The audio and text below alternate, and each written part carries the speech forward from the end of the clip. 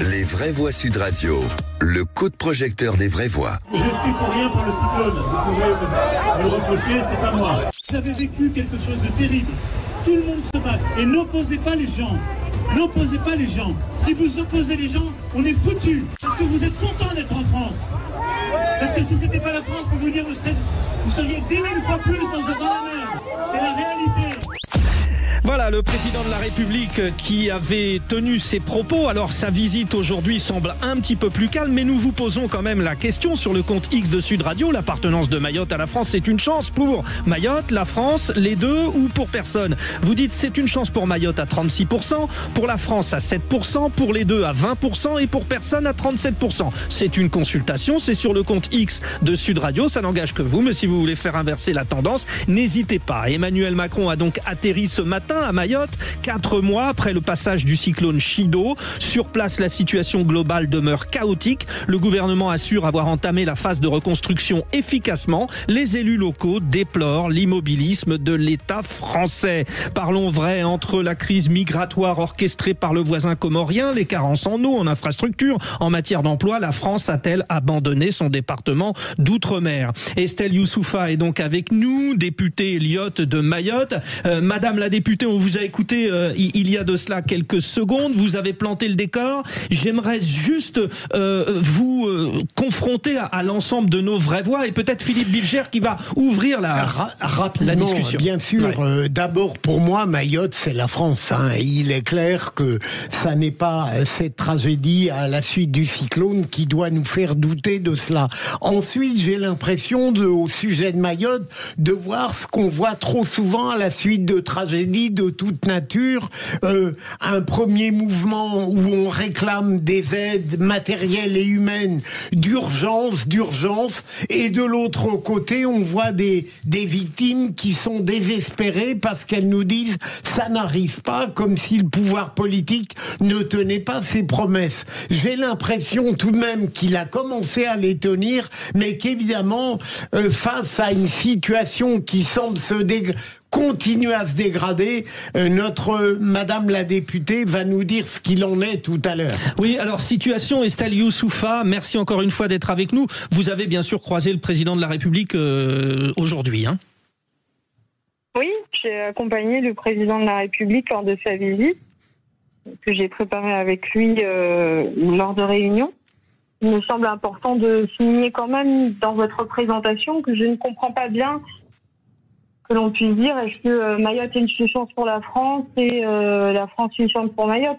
Mayotte, c'est la France. Ah ben ça ne souffre aucune contestation, hein. Ça c'est évident. Question, non, parce que je ne sais pas si vous posez la question de est-ce que l'Alsace est une chance pour la France, est-ce que la Corse est une chance pour la France. Ah ben si, on la poserait, bien sûr. La Creuse aussi pour la Bretagne. Non, mais vous ne la posez pas. Bien sûr, si la question se pose. Vous la posez pour Mayotte et vous posez la question pour Mayotte. Et donc là-dessus, moi je pense que cette insécurité statutaire qui est sous-jacente, qui est le fruit de ces ingérences, c'est quand même inadmissible que ce soit repris. Et le fait que le président de la République et le président de l'insécurité territoriale soit questionné et que vous repreniez cette question. Je reprends. Alors, écoutez bien, je reprends juste les propos du président de la République qui dit c'était une chance pour. Donc, vous savez que pour toute émission, il y a des interlocations qui marquent. J'ai voulu solliciter bien sûr le public, mais ce n'est pas le cœur du débat. Le public a réagi, c'est une information. Maintenant, si vous le voulez, Madame la députée, et Philippe Bilger l'a très justement rappelé, il n'est pas question de remettre en question personne. Non, mais moi je pense que Madame Youssoufa a absolument raison. Et quand elle parle de insécurité statutaire, je trouve qu'elle a vraiment raison et elle met l'accent véritablement sur ça. Et d'ailleurs, là où vous avez aussi raison, Frédéric, c'est que c'est, comment dirais-je, c'est Emmanuel Macron lui-même c'est lui qui m'a inspiré la question, qui ouvre la chose avec ses propos malencontreux. Et en règle générale, Estelle Youssoufa, je vais pas vous faire un déshonneur en vous disant que je considère moi que contrairement à LFI qui n'est pas du tout sur cette ligne, moi je suis une femme de gauche républicaine, universaliste. Je considère en règle générale que ce soit Mayotte, que ce soit la Réunion et que ce soit les Outre-mer en règle générale, voilà, l'État français, l'État central ne traite et ne s'occupe véritablement des Outre-mer que quand il y a des drames. C'est lamentable la façon dont nous traitons. Sans les Outre-mer, la France n'a pas cette puissance. La France n'est pas présente sur tous les continents. La France n'est pas présente sur tous les océans. C'est la puissance de la France. Ce sont aussi les Outre-mer. Ce sont les Outre-mer en tout cas. Et la réalité, si vous voulez, c'est que la façon dont l'État français, quel que soit qui le dirige, et j'ai été très sévère aussi à l'époque où c'était mon gouvernement, c'est-à-dire François Hollande, président de la République, je pense qu'on ne peut pas continuer à traiter les Outre-mer chaque fois qu'il y a Chido ou qu'il y a des problèmes de la vie chère à la Guadeloupe et qu'Élie Domota se révolte en 2009. Enfin, je peux vous citer à chaque fois tous les exemples, le premier ayant été Aimé Césaire en Martinique. Estelle Youssoufa. Mais en fait, madame, je pense que ce que vous touchez est très important. C'est-à-dire que quand vous parlez de la puissance de la France à travers ses outre-mer, on ne parle pas des ultramarins. Exactement. On parle de territoire pour projeter la puissance et on ne parle pas de ses habitants. Exactement. Qui sont des Français, vos compatriotes. Exact. Et ça, c'est quand même quelque chose dans la vision de ce qu'est la France. Quand je pense par exemple au dernier spot qu'avait diffusé Gabriel Attal à l'occasion de sa journée il y a quelques jours pour Renaissance et Son. Il y a 3 minutes sur sa vision de la France, il y a une image, c'est une montagne aux Marquises. C'est tout ce qu'il y a en 3 minutes pour la France sans les Outre-mer. Et voyez, ça résume tout.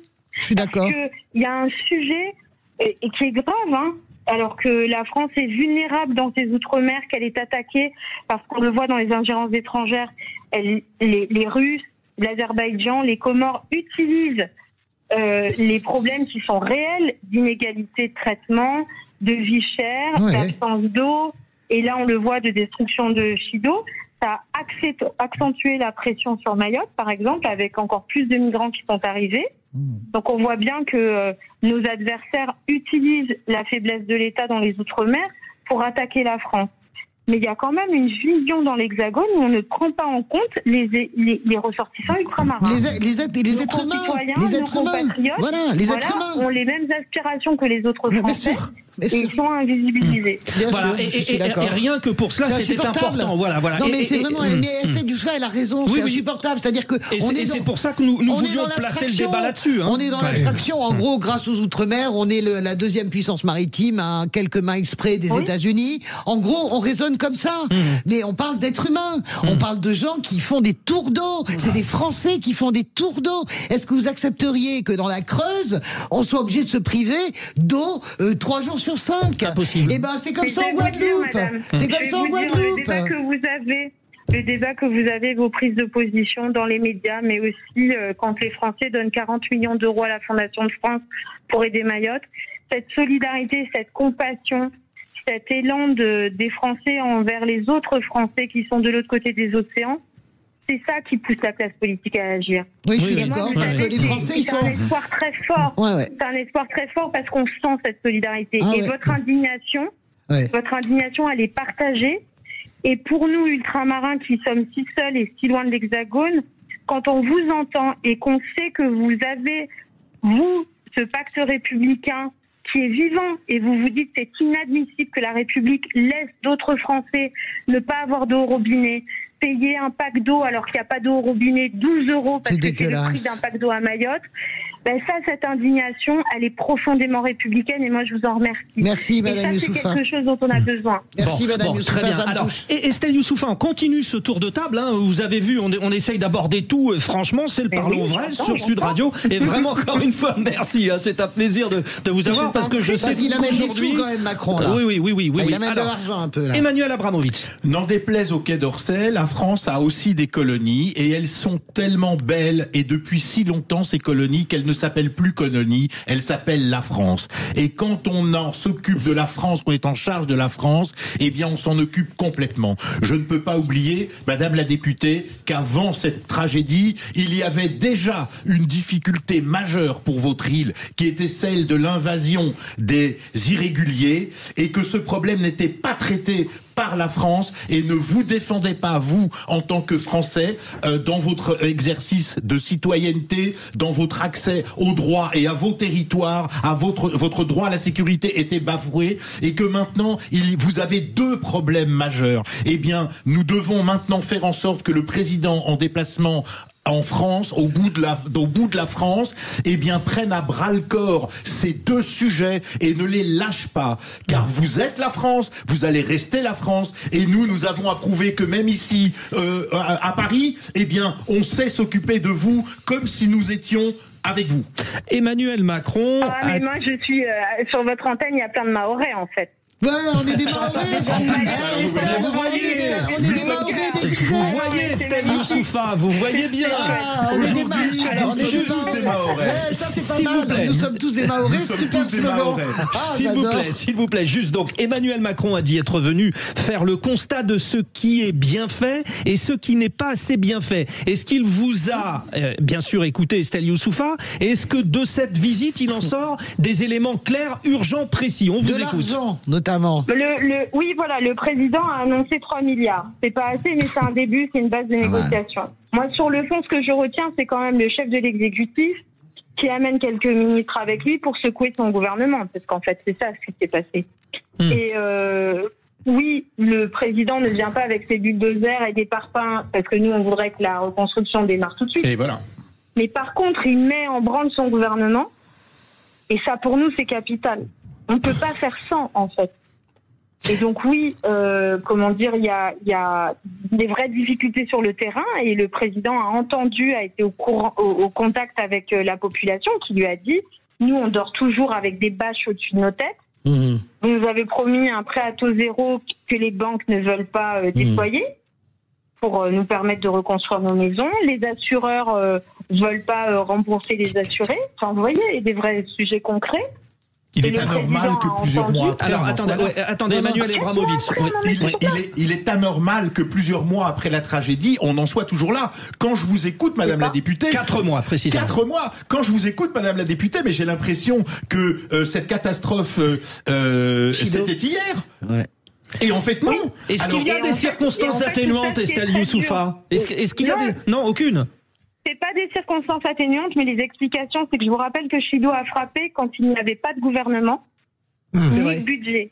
Et alors, on a une administration profonde, non? On a un État profond? Mais non, l'État, à partir du 1er janvier 2025, ne pouvait engager aucune Qu'est-ce qui est le plus urgent, à votre avis? Sans budget, il n'y avait pas de dépenses. Donc nous, en fait, Mayotte a souffert de l'absence de budget. Et ça, c'est clair et net. Ah oui, voilà. Et le vice du gouvernement Bayrou, c'est quand même d'avoir fait passer le budget de Barnier dans lequel n'est pas provisionnée la reconstruction. C'est scandaleux. Qu'est-ce qui serait le plus urgent d'après vous? Alors, question de Philippe Bilger, le plus urgent, là, c'est quoi? C'est l'eau, par exemple?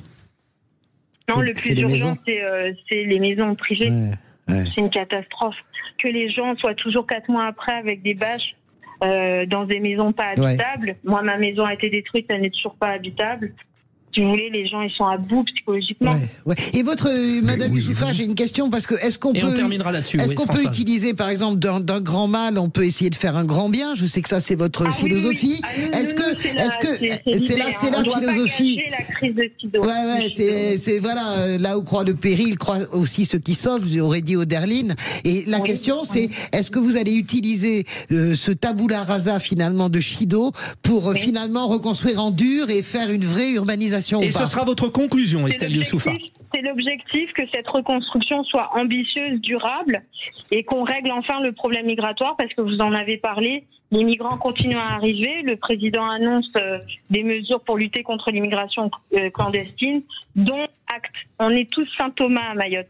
Exactement, vous avez bien raison. Merci beaucoup, Madame la députée. On entend que comme tous les habitants de ces si beaux départements français, vous aussi, vous avez des problèmes pour vous loger. Et bien sûr, on pense... on redit avec Emmanuel Abramovitch, parce qu'on a inventé un slogan ce soir. Nous sommes tous Mahorais.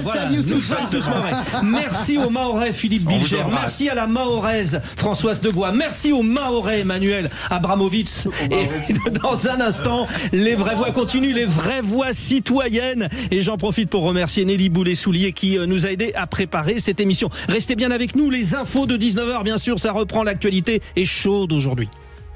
Sud Radio. Sud Radio. Parlons vrai. Parlons vrai. Sud Radio. Parlons vrai.